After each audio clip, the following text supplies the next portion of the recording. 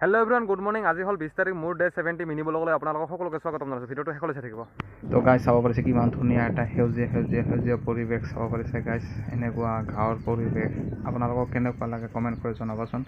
আৰু চাওক এনেকুৱা ধুনীয়া এটা মানে কি ক'ম আৰু ইমান ৰ'দ গৰম ইয়াত এনেকুৱা গছৰ ছাঁত জিৰণি লোৱা বহুত মানে ভাল লাগে জিৰণি লৈ। আৰু আপোনালোকৰ এনেকুৱা গাঁৱৰ পৰিৱেশ কেনেকুৱা লাগে কমেণ্ট কৰি জৰুৰ জনাব। আৰু এনেকুৱা সেউজীয়া পৰিৱেশ চাব পাৰিছে এবাৰ। আৰু আপোনালোকে এনেকুৱা গাঁৱত ঘূৰিবৰ কাৰণে আহিব পাৰে আমাৰ ইয়াতে।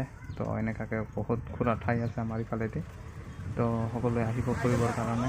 তো এনেকুৱা ডাঙৰ ডাঙৰ গছ, বাঁহৰ চোপা আৰু এনেকৈ সেউজীয়া পৰিৱেশৰ মাজত আপোনালোকে অলপ টাইম কটাই যাব পাৰিব।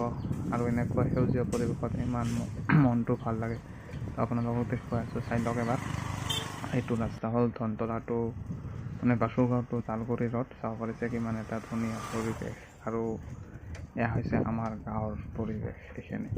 আৰু আপোনালোকক দেখুৱালোঁ এনেকুৱা সেউজীয়া আৰু ক্লিন মানে পৰিৱেশ এটা। চাব পাৰিছে আকাশখন কিমান ধুনীয়া হৈ আছে। আৰু আপোনালোকে সকলোৱে মোৰ ফেচবুকত আৰু ইউটিউবত বহুত ছাপোৰ্ট দিছে, এনেকুৱাকৈ ছাপোৰ্ট দি থাকিব। তো চাই থাকক। আৰু গাইজ ভিডিঅ'টো যদি চাই ভাল লাগিছে like comment share and subscribe কৰি দিবলৈ নাপাহৰিব। Till then Tata, bye bye.